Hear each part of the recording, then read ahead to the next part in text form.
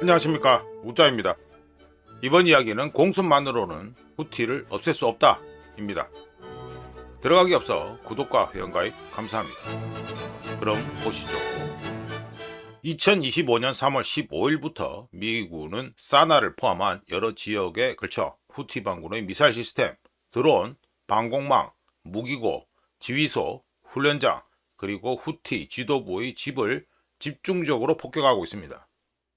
그런 집중적인 공습 작전이 계속되어 후티 반군에게 남아있는 군사 능력을 제거한다면 후티의 존재는 사라질까요? 그렇다면 그 다음은 어떻게 될까요?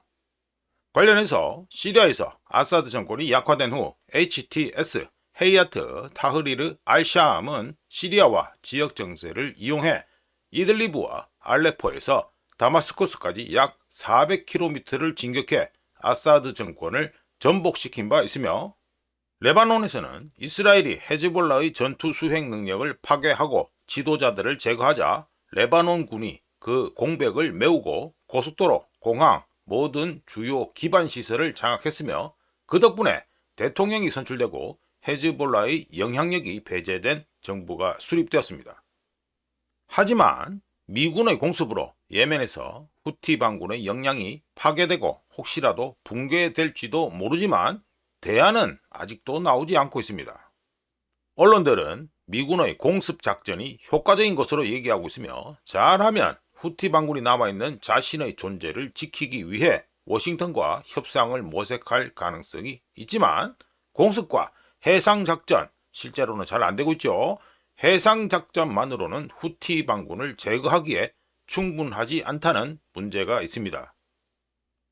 그리고 예멘군이 수도 사나를 점령해야지만 내전과 후티 반군이 끝나며, 만약 그렇지 않은 상태에서 미군의 공습이 중단되고 이란의 지원을 받는 후티가 사나에 다시 재집결할 경우 예멘 북부는 여전히 후티의 손에 있을 것입니다. 참고로 후티, 헤즈볼라, 탈레반, 그리고 여러 지역, 주로 중동이 되겠죠. 여러 지역 내 종교 민병대들의 경우 군사적 패배를 당한다고 하더라도 단순히 사라지지 않으며, 적의 공격이 멈춘 후 그들은 다시 돌아와 청년들을 모집하고 자금을 모으고 동맹을 구축하고 지역과 국제적 모순을 이용할 수 있습니다.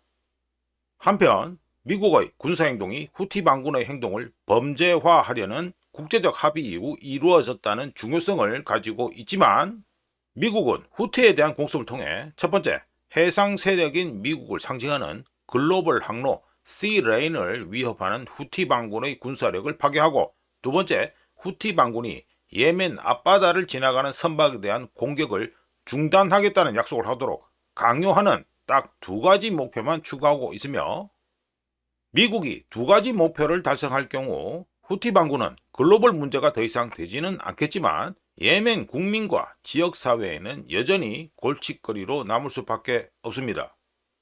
후티 반군이 군사적으로 포위되면서 미국 등에게는 좋은 기회가 주어진 것처럼 보이는 가운데, 바브 엘 만데브 해협 차단 같은 해상 위기뿐만 아니라 예멘 분쟁 같은 더 광범위한 문제를 종식시키기 위한 정치적 해결이 반드시 뒤따라야 합니다.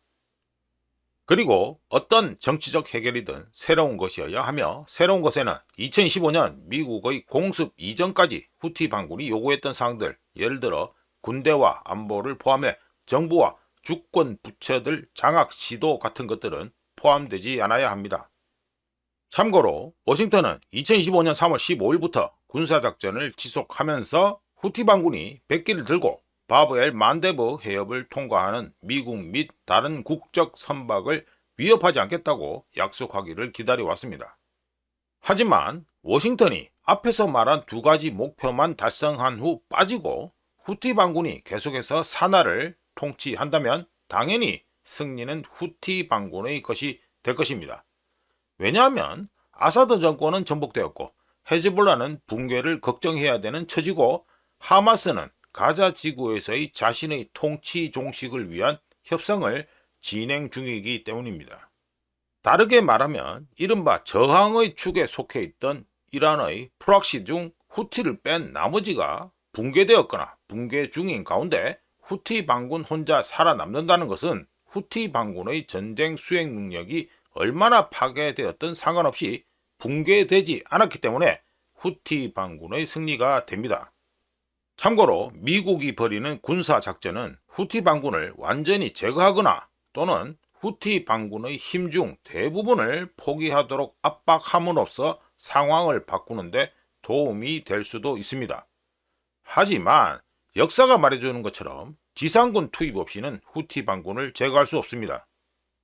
2025년 현재 후티 반군의 약점을 이용하고 미군의 공습에 따른 후티 반군의 잠재적인 공백을 메우고 향후 예상되는 위험을 사전에 차단하기 위해 산하로 이동할 수 있는 국내외적으로 수용 가능한 예멘 내 무장 세력이 존재할까요?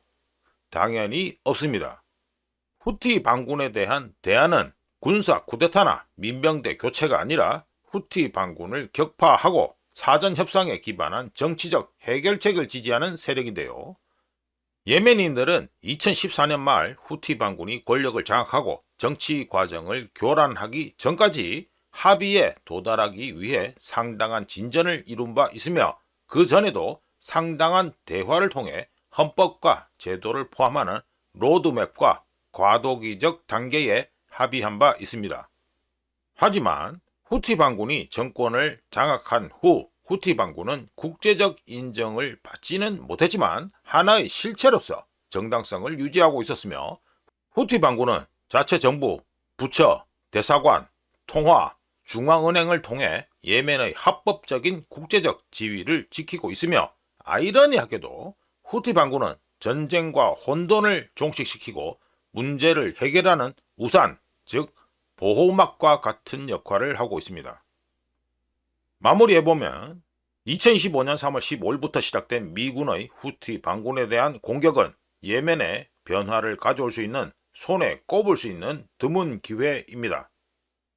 하지만 이번 기회를 놓칠 경우 어쩌면 오랜 세월이 지나야지만 다음 기회가 다시 찾아올지도 모릅니다. 이상 공습만으로는 후티를 없앨 수 없다 였습니다. 구독과 회원가입 항상 감사합니다. 다른 이야기로 또 찾아뵙겠습니다.